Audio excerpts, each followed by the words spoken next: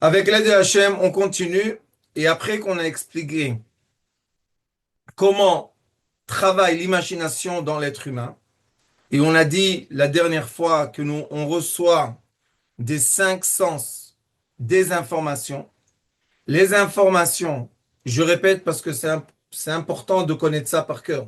Les informations passent à travers un produit électrochimique, mais il y a aussi les synapses, que déjà là-bas, il y a une intervention spirituelle des informations. Les informations arrivent au cerveau, le cœur est celui qui décide, c'est celui qui dit à notre cerveau comment traduire l'information que on a reçue par nos cinq sens. C'est pour cela que l'imagination de l'être humain dans la vitalité bestiale n'est pas quelque chose objectif, mais subjectif. Et maintenant, nous avons, comme on a dit, non seulement l'imagination, mais nous avons aussi la mémorisation. Et on doit se poser une question. Qu'est-ce qu'on mémorise dans notre cerveau vraiment? Sachez qu'on mémorise en euh, deux degrés, deux couches de mémorisation. Nous avons d'un côté tout ce que le cerveau a capté par les cinq sens. Imaginez-vous une mémoire complètement digitale qui vous dit à l'heure précise, dans un endroit précis, dans un jour précis, là, là, là, là, qu'est-ce que tu as vu? Combien de feuilles il y avait sur l'arbre? Le cerveau va vous donner la possibilité de recevoir l'information. Combien de voitures étaient dans l'embouteillage? Blablabla, bla, bla, tout ça, ce sont des informations qu'on mémorise dans une certaine partie de la mémoire qui n'est pas dans notre corps humain. Mais nous avons une autre mémoire qui est la mémoire problématique. Et pourquoi je dis qu'elle est problématique? Quand on est dans la vitalité bestiale. Je lis. Od yesh koach acher bamedame. Dans l'imagination, nous avons une force supplémentaire. Quelle est cette force? Ve'u, cette force, qui est tsayer advarim, afshelo be'amitatan. Qu'est-ce qui se passe maintenant? Je vous ai dit que notre corps, le cœur, est celui qui demande au cerveau de lui donner, de lui créer des images. Il y a dans chacun de nous un élément que je dis qu'il faut faire très attention avec. Pourquoi? Parce que notre cerveau nous crée une imagination qui n'est pas réelle du tout, qui n'a rien à voir avec la réalité, mais on la mémorise. Et je suis sûr que vous avez tous déjà vécu quand quelqu'un vous dit, mais tu m'as dit ça et ça. Et on est sûr, mais vraiment sûr, qu'on n'a jamais dit ça. Moi, je dis aux gens des fois, je n'utilise pas cette façon de parler. J'ai une façon de parler qui est presque toujours la même. Donc, ce n'est pas moi qui l'a dit. Alors, qui l'a dit? C'est une des capacités de notre imagination de demander au cerveau de visualiser une réalité qui n'existe pas. Et vous savez qu'il y a des gens qui souffrent de ça. Vraiment, pourquoi? Parce qu'ils n'arrivent pas à vivre la réalité concrète. Ils sont tout le temps dans la projection des choses qui n'existent pas. On les appelle, peut-être c'est pas beau de dire ce mot-là, mais quand même, les mythomanes. Pourquoi on dit qu'ils sont comme ça? Parce que vraiment, ces gens-là, si on les teste avec des électrodes dans le cerveau, Ils imaginent des situations qui n'ont jamais existé. Mais où est le vrai problème? C'est que la personne est dirigée par l'imagination. Donc c'est possible qu'une personne imagine quelque chose qui n'a jamais existé, mais elle vit d'après l'imagination de quelque chose qui n'a jamais existé. C'est un grand, grand problème.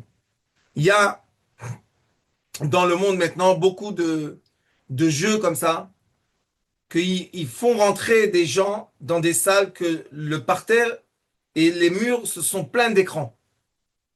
Et la personne, elle comprend qu'elle est sur un parterre.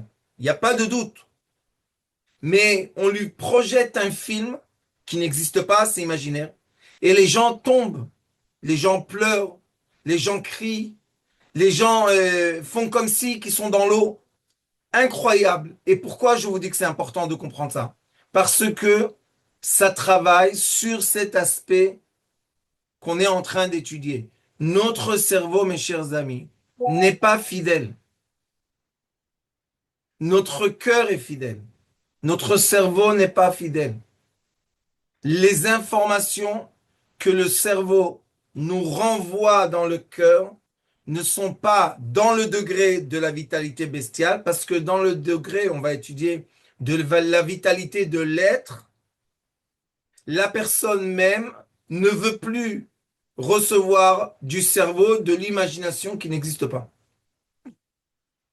Et c'est pour cela que notre chère Torah dit Al pishtaim edim yakum davar. Une réalité peut être manifestée seulement quand nous avons deux témoins valables. Tant que nous n'avons pas deux personnes qui voient la réalité comme toi, ce n'est pas une réalité. Pourquoi? Parce qu'on sait très très bien que la personne est, comme vous voyez ici, elle est complètement manipulée par de l'imagination qui n'a jamais existé. Je suis obligé de vous faire une confession, mais comme j'étais jeune et on est orphelin et on pensait que pour que les gens nous parlent, pour qu'on soit important, bla bla bla bla bla, je racontais des histoires, mais vraiment, j'ai honte. Heureusement, ma chère femme, non, je pouvais raconter des trucs, n'importe quoi. Alors une fois, ma femme, elle m'a dit, tu sais, ta vie, la vraie vie, elle est déjà extraordinaire. Pourquoi tu dois rajouter? Et je pense que je me suis réveillé, j'ai compris. Elle me dit, déjà ce que tu fais, c'est pas normal. Alors pourquoi tu rajoutes? Mais je ne pense pas que on fait exprès. Je pense que c'est une sorte de défense pour avoir euh, un degré social, pour être accepté par la communauté, pour beaucoup de raisons. Je crois que les gens inventent. Mais où est le problème? Qu'on est sûr qu'on vit ce qu'on a inventé. Je vais vous raconter une histoire. Quand on était petit, on habitait dans le banlieue sud de Paris. Ça s'appelait Antony. Et là-bas, dans la banlieue sud, on était dans une classe comme des enfants petits. Et il y avait une maison abandonnée. Je vous dis, le matin, on se racontait des trucs. T'as vu, je suis venu hier chez toi. Heureusement, la sorcière, elle voulait rentrer. On était dehors. Des enfants sortent pas de leur maison. Des histoires. Mais on vivait l'histoire. On vivait l'imagination. Où est le problème? Si toi, tu imagines et tu rêves, bon, c'est agréable. Je pense que des fois, on a besoin de imaginer des choses pour sortir de toutes sortes de problèmes. Mais qu'est-ce qui se passe quand tu ne comprends plus l'écart et la différence qu'il y a entre la réalité et ton imagination? Nous avons un problème social. Parce que l'être humain tout seul peut se faire des histoires, des scénarios, être content, ça dérange personne. Mais dès que maintenant, je vais partager mes scénarios d'imagination qui est irréel, J'ai pris un parachute, j'ai sauté d'un avion. Tu as jamais pris un parachute, tu as jamais sauté d'un avion. Mais il va le raconter 30 ans. 30 ans, la personne peut vous raconter qu'il a sauté d'un avion avec un parachute. Il a jamais, jamais de sa vie été dans un avion que la porte s'ouvre. Alors pourquoi il le fait? La réponse est très simple. Nos sentiments veulent avoir une récompense ou une reconnaissance sociale. Et quand on voit que la société nous juge et n'accepte pas de donner de la valeur à ce qu'on vit, à nos histoires, à notre vécu, on essaye de recevoir, je vous parle seulement dans le degré de la vitalité animale. On essaye de recevoir ce plus-value à travers des histoires qu'on raconte et qu'il n'y a aucune preuve. Et après cela, que ma femme, Baruch Hashem, m'a expliqué que des fois je raconte trop de choses qui n'existent pas et c'est pas la peine, j'ai fait l'inverse. Maintenant, ça fait des années, même ce qui s'est passé, je ne raconte pas ce qui s'est passé. Pourquoi? Parce que j'ai compris qu'elle a raison. À quoi ça sert de dire j'avais 17 ans, je me suis battu avec 50 personnes? Quand tu as 17 ans, c'est bien de le dire. Ça te donne une reconnaissance sociale. Mais à l'âge de 50 ans, continuer à raconter que tu t'es battu avec 50 personnes, non, tu t'es pas battu avec 50 personnes. C'est quelque chose qui est évolué dans son être. Comprendre que la réalité telle qu'elle est déjà, est déjà assez compliquée. Ce n'est pas la peine de la compliquer de plus. Et qu'est-ce qui se passe après? Comme cette histoire-là, c'est un conseil qu'on reçoit du mauvais penchant. Et pourquoi le mauvais penchant nous met dans ces situations? Parce que après, les gens, vous savez, à la fin, on grandit, on comprend un peu la vie, oui. On a expérimenté, on comprend. On voit que la personne nous dit des choses que, bon, où sont les faits? Et le mauvais penchant veut qu'on continue à raconter des histoires qui n'ont jamais existé pour emballer des investisseurs de l'argent, pour raconter à sa femme quelque chose, pour dire à ses enfants, pour dire à sa famille. C'est dommage qu'on crée une image qui n'existe pas. C'est dommage. Parce qu'il y a des gens que après qu'on les dévoile avoir menti, moi j'appelle ça pas un mensonge. C'est tout simplement imaginer une réalité qui n'a jamais existé. Mais dans mon cerveau, elle a existé et mon cœur l'a vécu. Mais après, la société va faire exactement ce que je veux pas qu'il se passe avec moi. La société, à la fin, dévoile les mensonges ou bien les imaginations qui n'ont jamais existé. Et là, on est dans une situation encore pire. Pourquoi? Ou bien on se dispute pour une vérité qui n'a jamais existé, ou bien on avoue qu'on a exagéré ou quand on a complètement inventé une histoire. Sachez que ce que je vous dis aujourd'hui n'est pas, n'est pas de la psychologie. C'est tout simplement une structure que nous avons tous à l'intérieur de nous. On a tous à l'intérieur de nous un côté de vitalité bestiale qui prend en considération de façon très importante la façon dans laquelle la société m'observe, me regarde, me parle. Et comme nous avons ça, regardez les économies qu'il y a autour des maquillages, les économies qu'il y a autour de la coiffure, les économies qu'il y a autour des habits. Regardez les quantités d'argent. Et les gens, pourquoi ils font tout ça? Parce qu'ils veulent montrer une image qui n'est pas l'image. Ce n'est pas leur quotidien. Ce n'est pas leur vraie vie. Alors pourquoi ils le font?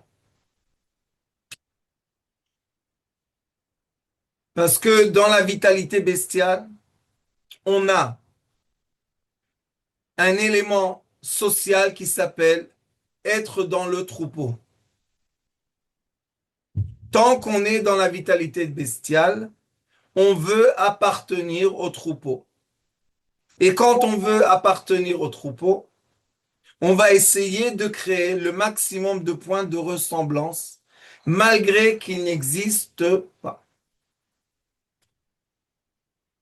Je répète, on va créer des points de ressemblance, malgré qu'ils n'existent pas. Je ne sais pas si vous connaissez, mais en Amérique, ils ont la culture. La culture de quoi? Du régime. Dieta. Faire le régime. Et quand il y a un mariage ou une fête, les gens perdent 40, 50, 60 kilos. Donc on les voit dans la fête. Imaginez-vous, une personne s'est divisée en deux. Mais quelques mois après, ils prennent 2 fois plus de poids. Alors pourquoi ils ont dû souffrir pour montrer que dans les photos, ils sont, je sais pas moi, 80 kilos, mais dans la vie réelle, ils sont 140. Qu'est-ce qui emmène la personne à souffrir tellement? Ce n'est pas le bon penchant. C'est le mauvais penchant qui va essayer toujours de nous distraire et de nous sortir de notre axe, notre vrai axe. Sachez que quand vous ne pouvez pas être fidèle à vous-même, ça veut dire que maintenant, vous rentrez dans les codes sociaux ou bien dans les règles du troupeau. Vous allez rencontrer beaucoup de patients dans votre vie, j'espère. Et vous allez voir combien de gens souffrent de ce problème d'essayer de plaire à l'entourage qu'ils ont. C'est une question très problématique.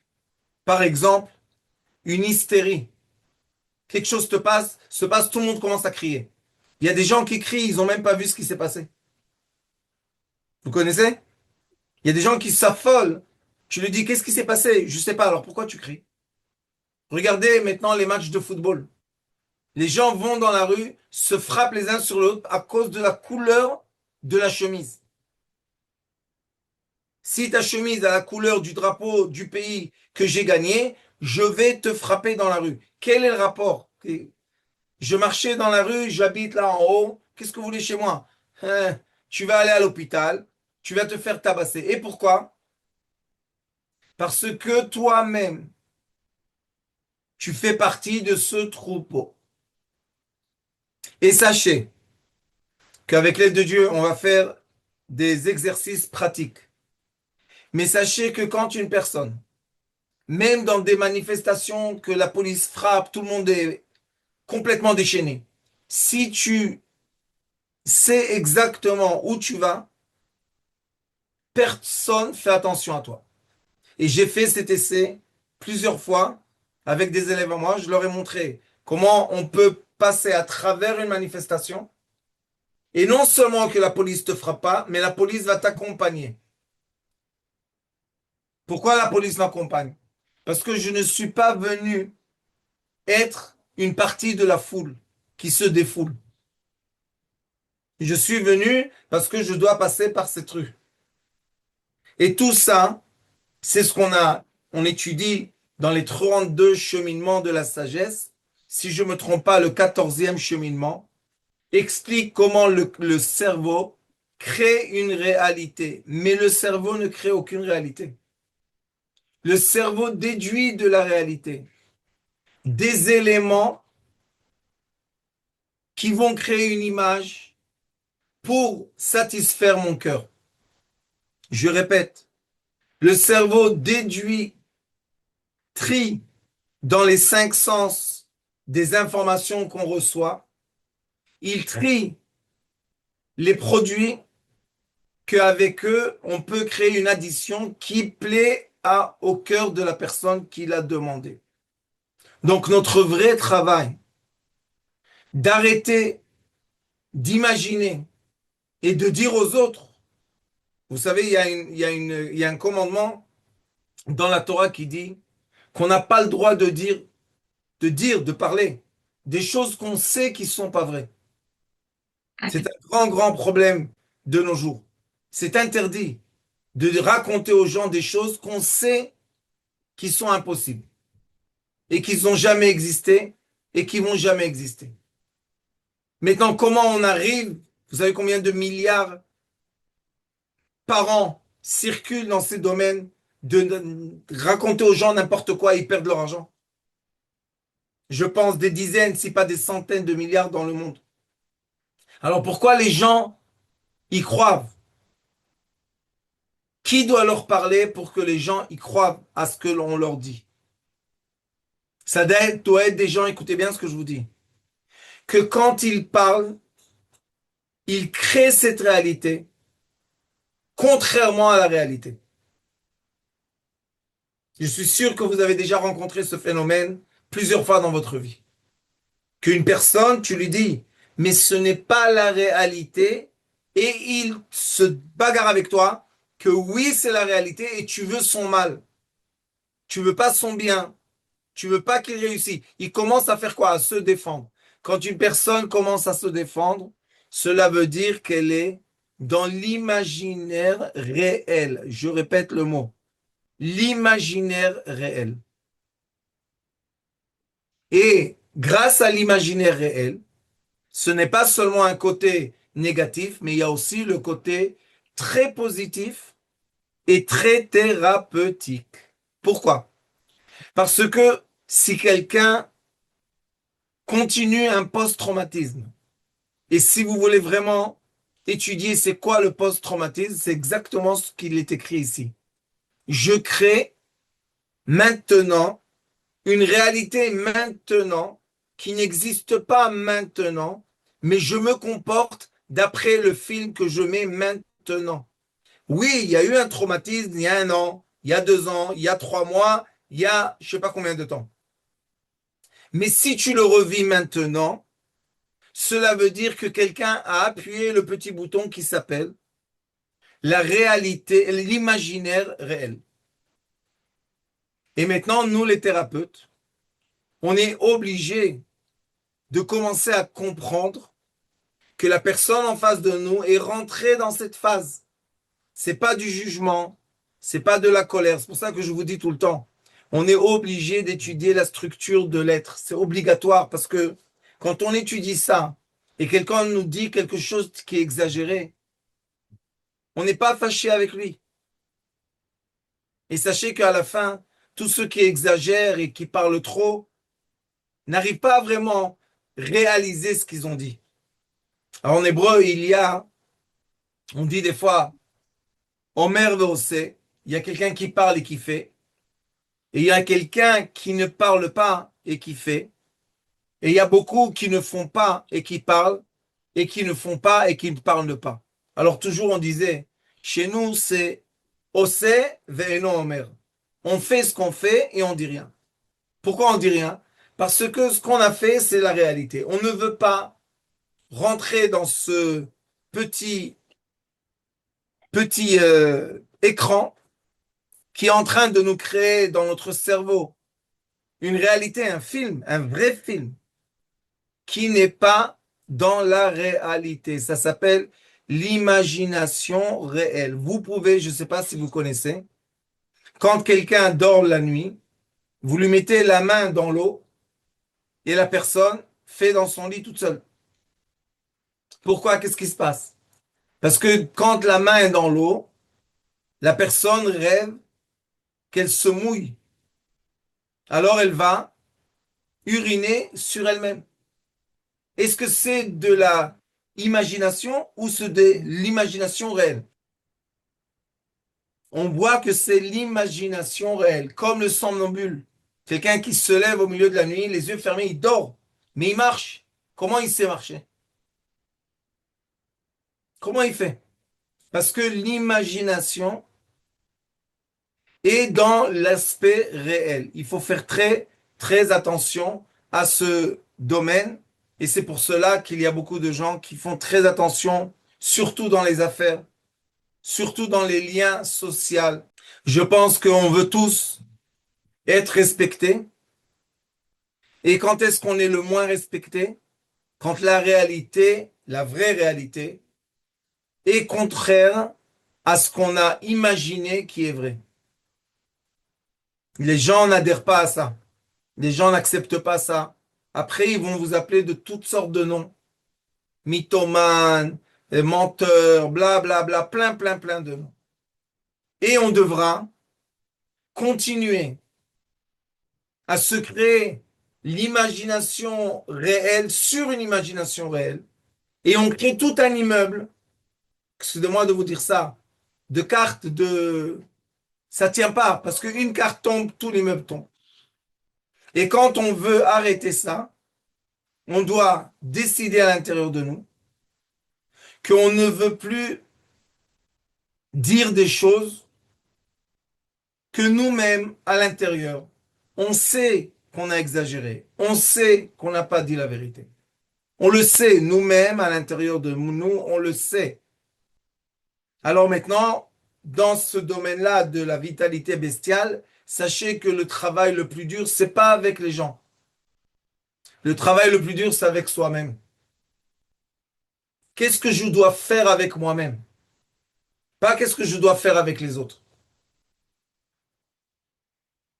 Et si je comprends ce que je dois faire avec moi-même, je commence à me recentrer et recréer un point de force et d'équilibre.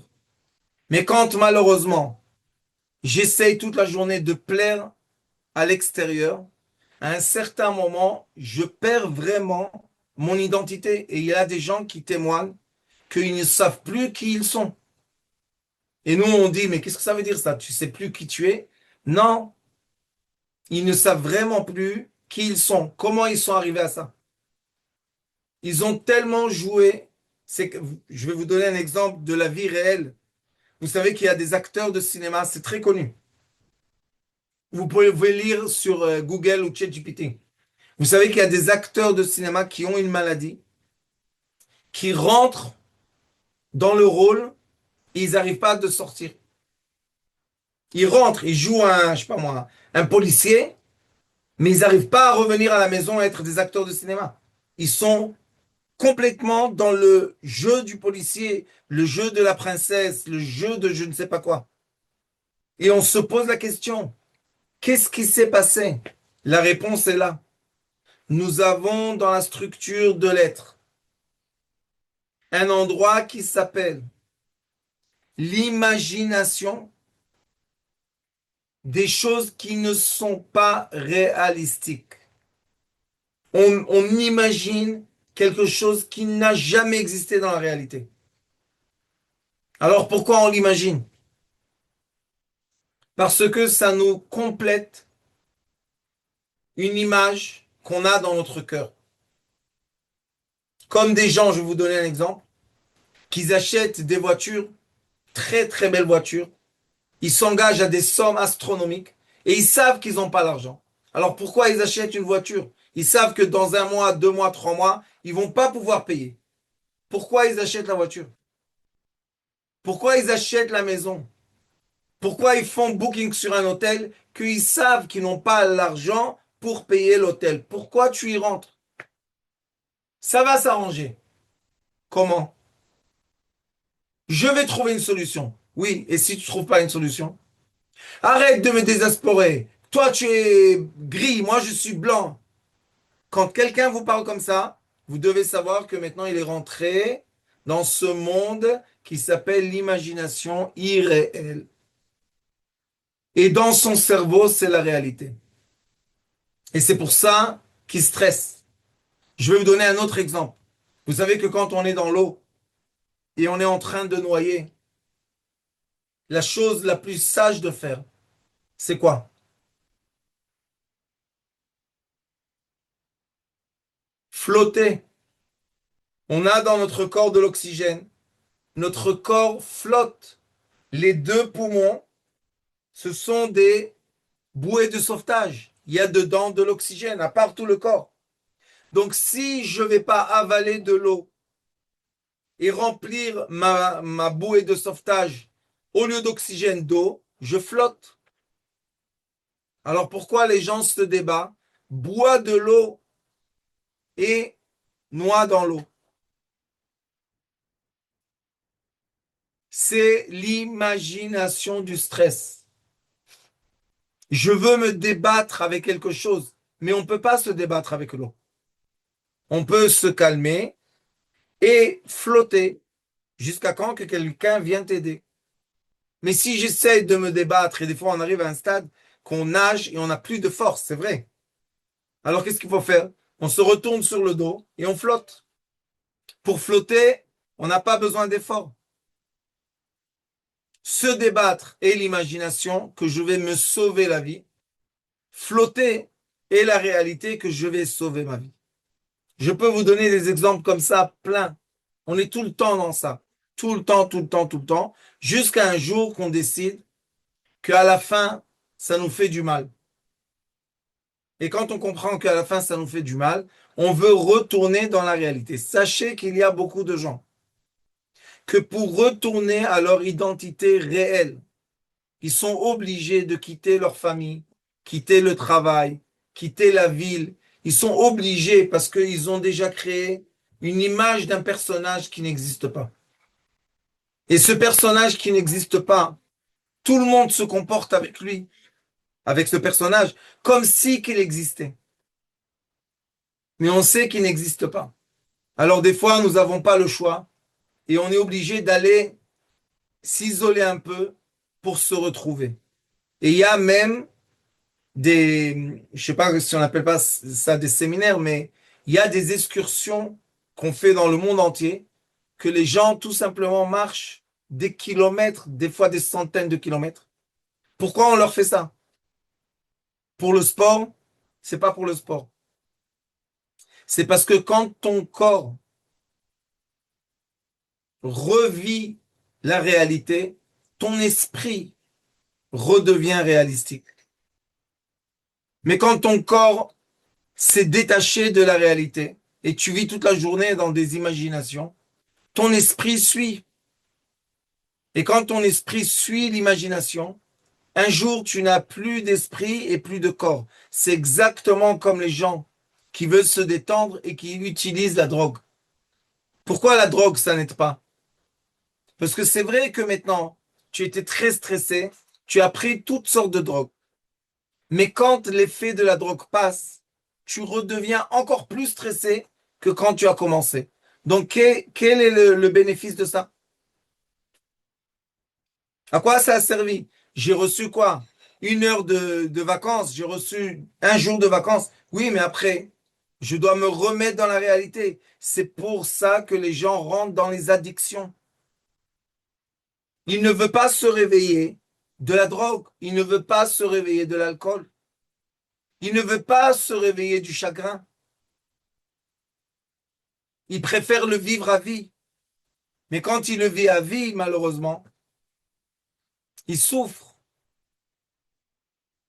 Donc, ce qu'on doit faire, on est obligé d'être, je ne sais pas si dire le mot honnête, je crois que c'est pas tellement joli de le dire, mais je ne connais pas un autre mot en français. Mais il faut un jour être honnête avec soi-même et se remettre au point zéro. Redémarrer tous les jours et des fois quelques fois par jour la réalité. Pourquoi je suis gentil avec quelqu'un? La vérité. Est-ce que c'est par intérêt ou c'est vraiment par gentillesse? Pourquoi j'aide quelqu'un? Par intérêt ou vraiment parce que je veux l'aider? Pourquoi je dis que j'ai aidé quand j'ai jamais aidé? Vous savez combien de gens il y a comme ça? Je t'ai donné ma vie. Ah bon? C'était en forme de quoi? De flacon? C'était en forme de parfum? C'était en forme de quoi? Comment tu m'as donné ta vie?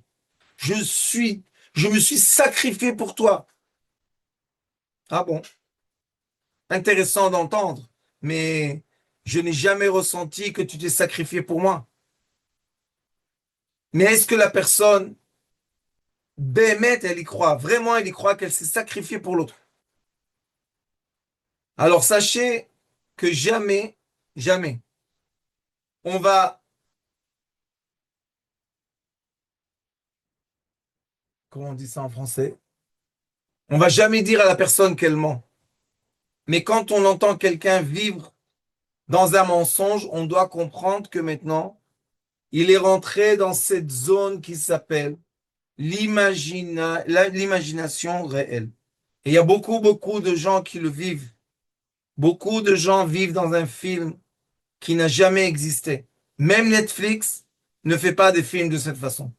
Et même les gens qui vivent dans un film, dans un scénario, après qu'ils ont fini le tournage, c'est fini. Il faut retourner dans la vie réelle. Et comme je vous ai dit, il y a beaucoup d'acteurs qui n'arrivent plus à retourner dans la réalité. C'est comme quelqu'un, que Dieu nous en préserve. Il avait une bonne situation et il a perdu sa situation. Même les sages disent que c'est une très importante charité de lui redonner ce qu'il avait pour continuer à vivre sa situation. Pourquoi? Parce que si on va le réveiller à la réalité, il va mourir. Quoi, j'ai tout perdu? Oui, tu as tout perdu. C'est pas possible. Ça, c'est le côté imaginaire qui dit c'est pas possible. La preuve que tu sais que tu as tout perdu. Accepte de tout avoir perdu.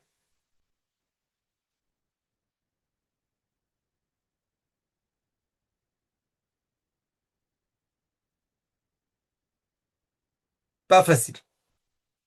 Mais quand une personne commence à s'habituer à vivre une réalité, quand on tombe plus de 100 mètres, on tombe de 1 centimètre, un demi-centimètre, 2 centimètres. Ça fait pas tellement mal.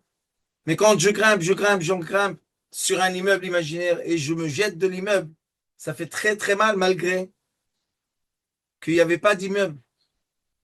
Et on voit ça. On voit ça quand des fois les gens tombent, quand vous voyez qu'ils se font vraiment du mal. Si on aurait pu juste parler avec le côté de l'imagination, on aurait vu qu'il a amplifié le drame pour une bonne raison. L'amplification était d'une bonne raison de quoi? Sentimentale. La personne voulait crier, personne l'a entendu. Elle est tombée comme ça, stam, tombée dans la rue, se casser les hanches, se casser la colonne vertébrale, se casse la tête. On se dit, mais quelle voiture l'a écrasé? Aucune voiture. Il est tombé tout seul. Continue, il dit, Mashi efshar liot ken haergesh hachitzon.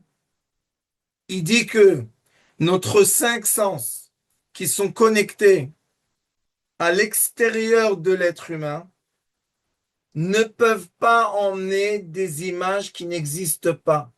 Tout ce que je vous ai dit maintenant, ça se passe seulement à l'intérieur de l'être humain, pas à l'extérieur. C'est pour ça qu'on n'a pas le droit d'être isolé et on n'a pas le droit d'être seul. On doit toujours être entouré d'êtres humains.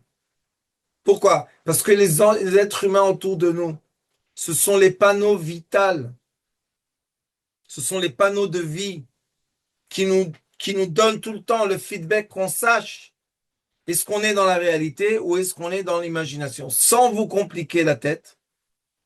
Mais sachez qu'il y a une philosophie qu'on enseigne malheureusement beaucoup à des étudiants dans les universités. Moi, je pense que c'est de la sorcellerie. Mais il y a une question qu'on pose aux gens. Est-ce que ce que tu vis, c'est quand tu dors, et quand tu dors, c'est ta vie, ou l'inverse? Si vous posez cette question à quelqu'un de jeune et vous commencez à lui prouver ça, on peut arriver, à cause de cet élément qu'il y a dans la structure de notre vie, on peut arriver à la conclusion que quand on vit, on souffre, on est dans un rêve, et quand on dort et on est calme, on est dans la réalité. Ça fait rentrer les gens dans des loupes intérieures, et vous savez qu'est-ce qui se passe dans ces moments-là? Les entités peuvent pénétrer parce qu'on n'a plus de certitude. Alors qu'est-ce qu'on doit faire? Comment on doit agir quand on rentre dans le doute. Et beaucoup de patients que vous allez rencontrer vivent ce doute, même sans dire les mots que j'ai dit, ils vivent le doute.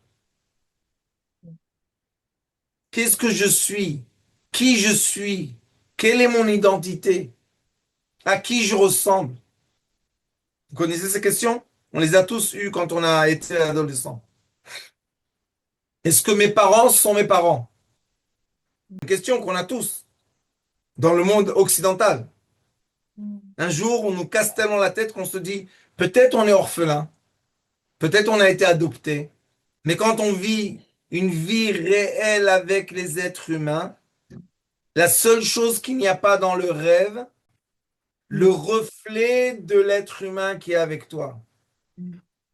Dans le rêve, tu sais à la fin que même s'il te touche, c'est pas quelqu'un de vrai qui te touche. Mais dans la réalité, quand on te touche, tu sais que quelqu'un t'a touché.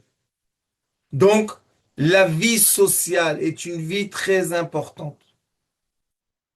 Je sais qu'on a tous un peu marre des fois de la société, mais même s'asseoir dans un café et boire un café seul, mais qu'il y a autour de toi des gens, ça aide à retourner dans la réalité et arrêter de vivre l'imagination réelle. Question grave.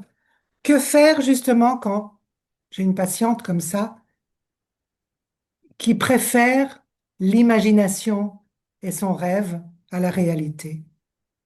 Je vais vous dire une chose. Si la personne le vit bien, moi je pense qu'il ne faut pas la perturber. Mais si la personne ne la vit pas bien, vous savez qu'est-ce qu'il faut faire? Vous allez tous surpris, mais pas plus tellement. Il faut lui réveiller un désir. Quand une personne a un désir, elle le veut dans la matière.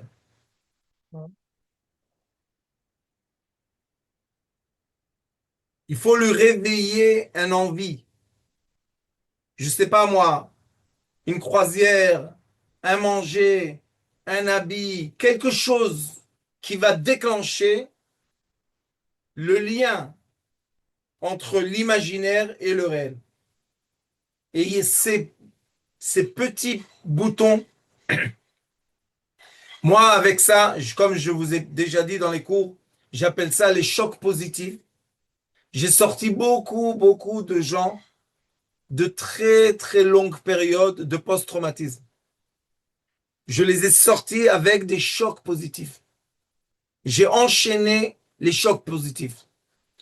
On pense que ça coûte cher, mais sachez qu'à la fin du compte, ça coûte beaucoup moins cher que rabâcher et rabâcher. Et en avant et en arrière.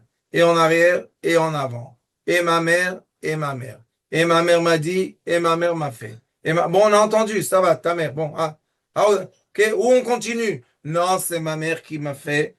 Bon, on va sortir en croisière sans ta mère. Non, mais elle reste toujours en moi. Où il est? Où est cette personne? Dans l'imaginaire réel.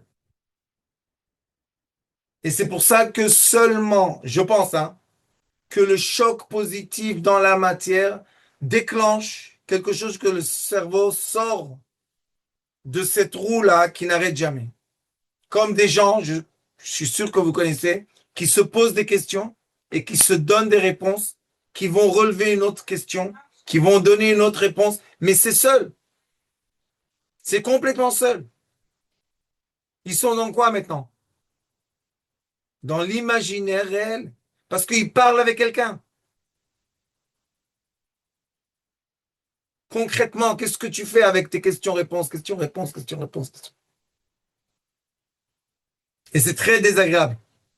C'est vraiment très désagréable. C'est pour ça que dès qu'on arrive à sortir quelqu'un de ce loop, la personne commence à vouloir être dans la matière.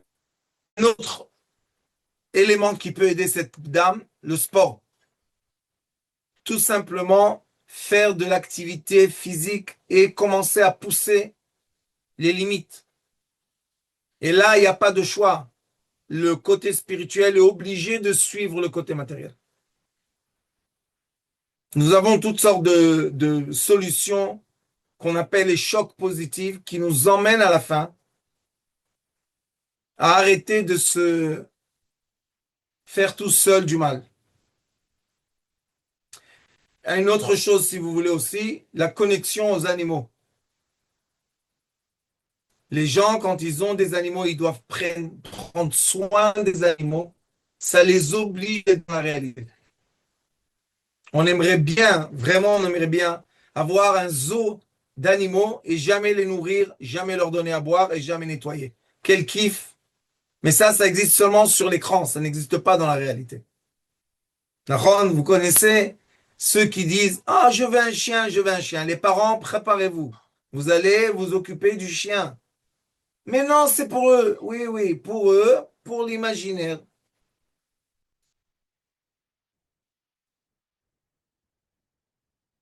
Alors il dit, Ve'ot shelo yochol ze hakoach hamedame. Écoutez bien, cette imagination n'est pas capable de dessiner quelque chose qui n'est pas dans une réalité.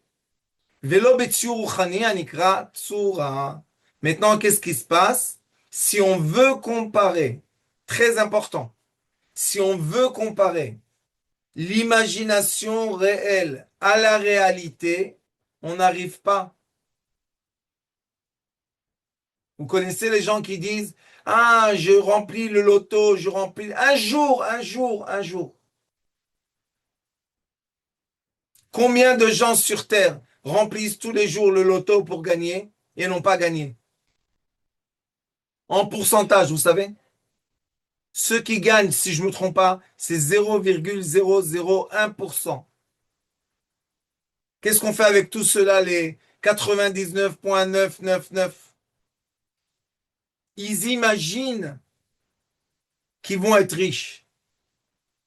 Et malheureusement, il y a des travails comme ça qu'on fait de conscience, qu'on dit aux gens, si tu imagines que tu es riche, tu seras riche. Non.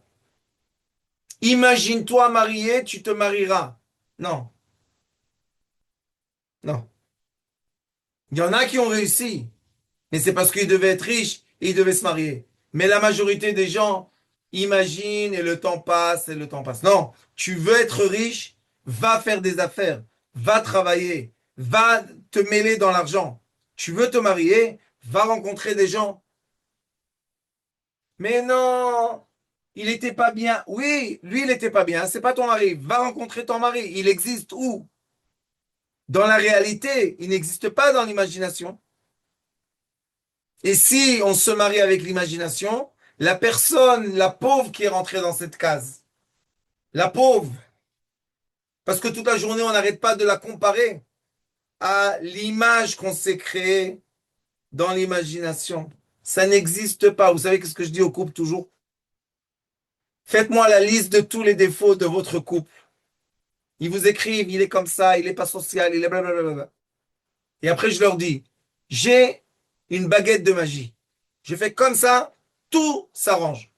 Est-ce que vous allez aimer cette personne?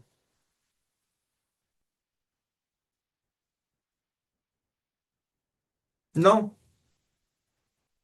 On aime les gens parce qu'ils sont une combinaison de bien et de mal. Si on efface le bien, la personne n'existe plus. Alors je leur dis, au lieu de chercher de rectifier tous les défauts, acceptez la personne que vous aimez telle qu'elle est. C'est pour ça que vous l'aimez. Pourquoi vous l'aimez? Parce qu'elle est telle qu'elle est. Ah, et sachez que ce que je vous dis, c'est aussi pour vous-même. Je changerai. Vous connaissez quelqu'un qui a changé?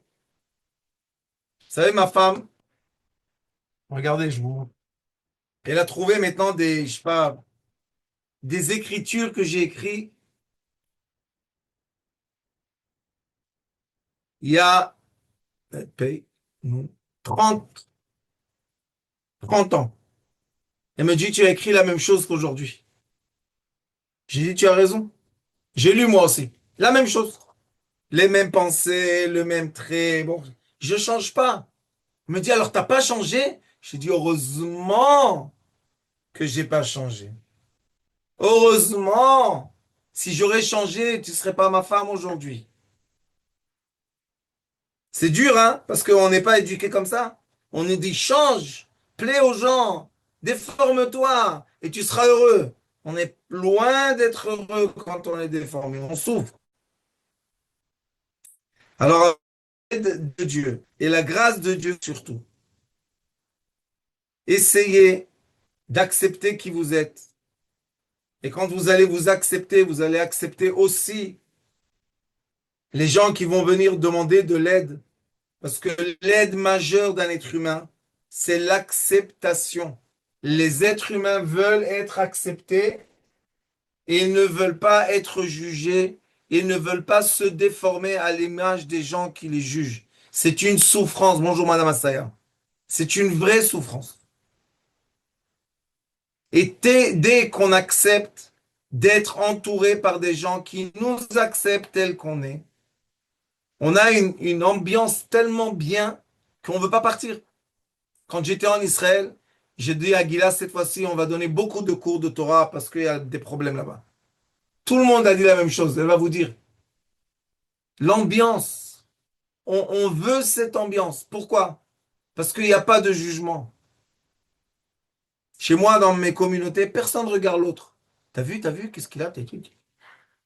Non. Et ça, j'ai commencé dès le début, quand j'ai commencé à faire des élèves et des cours. Dès le début, je leur ai dit, celui qui regarde l'autre, c'est pas la peine d'être ici. Tu n'as rien à faire ici. Il faut accepter l'autre et lui permettre d'être qui il est. Et il n'y a pas une personne qui n'a pas de qualité et il n'y a pas une personne qui n'a pas de défaut. Point à la ligne. Mais il y a des personnes que malheureusement, on les pousse par force. Je rigole pas. On les pousse par force et après on les juge de nous créer une image qui n'est pas vraie. Excuse-moi, c'est la personne que tu as en face de toi. Take it or leave it. Je peux m'améliorer, oui. Je prends les qualités et je les fais mieux, oui. Je peux changer? Non. Non, je ne peux pas changer.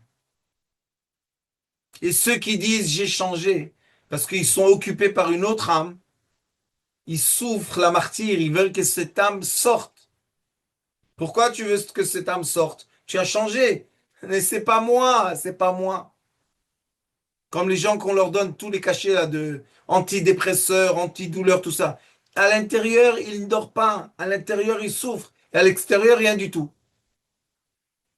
C'est très désagréable. J'ai une question grave. Oui, Mon mari me dit que je ressemble de plus en plus à ma mère parce que je deviens critique. c'est bien. C'est très Oh. bien. Au moins, il connaît votre mère. Vous savez que moi, quand j'étais avec ma femme, elle était jeune, mais sa mère, elle était à un certain âge. Alors, elle me disait, qui tu aimes plus, moi ou elle? Je lui disais, toi, toi. Elle me dit, pourquoi? Parce que je lui dis, un jour, elle deviendra comme toi. Alors, je dois commencer dès maintenant. Non, il supportait pas ma mère et il supporte pas que je critique. Dame, dommage, dommage, dommage. Dommage qu'il ne supporte pas votre mère, vraiment dommage. C'est elle qui vous a mis au monde. Ouais, mais elle est morte depuis longtemps maintenant, paix à son Ça fait âme. rien, et alors? C'est toujours elle qui vous a mis au monde. Ce Quand que elle je est veux dire, décédée, c'est que il pense que j'ai changé. Vous dites qu'on change pas. on ne change pas, Rabbani, on ne change pas. Vous savez, c'est comme se marier avec quelqu'un africain et espérer toute la vie qu'il sera blanc. À quoi ça sert? Ça peut. Michael Jackson, il a investi beaucoup pour ça. Mais à la fin, il est resté africain. Ok. On est né africain, on doit être content d'être africain. On est né blanc, on doit être content d'être blanc. Et on est né, comme moi, mélangé de plein de couleurs. On doit être content qu'on est mélangé de plein de couleurs.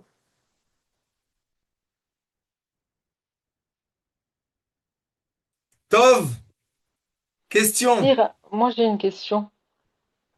Mais du coup, même ça, je veux dire, même si parfois on a pu peut-être avoir des imaginations qui nous ont menés dans des, comment dire, des chemins de traverse, quelque part, des fois, si enfin, ça peut nous apporter du bien aussi si on a réussi à en sortir, bien sûr. Enfin, Ah, vous avez entendu ce que vous avez dit? Le bien devient quand j'ai eu l'expérience de quelque chose de désagréable. Je suis d'accord avec vous. Comme moi, c'est-à-dire je que racontais jamais, des histoires à dormir debout, et un jour j'ai arrêté. Je suis content que j'ai arrêté de faire quelque chose de pas bien. ouais, mais c'est pas perdu, quoi. Je veux dire, c'est pas Non, forcément perdu. non, pas du tout, rien n'est perdu. Toute la vie est un chemin magnifique d'expérience. Et chaque expérience emmène avec elle l'écorce et le fruit. Ouais. Décide ce que tu veux manger. Question. Donnez, donnez, donnez, donnez, donnez-moi, donnez, donnez, donnez, Dieu vous le rendra. Donnez, donnez, donnez, donnez, donnez-moi, donnez, donnez, donnez, Dieu vous le rendra. Dans toute la ville, on m'appelle le mendiant de l'amour. Moi, je suis un vrai mendiant de l'amour. Moi, je chante pour ceux qui m'aimaient, je serai toujours le même. Aïe, aïe, aïe, Toda Rabba, magnifique. Gan Eden, c'est le paradis sur terre. Merci beaucoup. Je vous aime beaucoup. Je vous remercie beaucoup. Je vous re-aime beaucoup. Et je vous remercie de vous aimer, de vous remercier.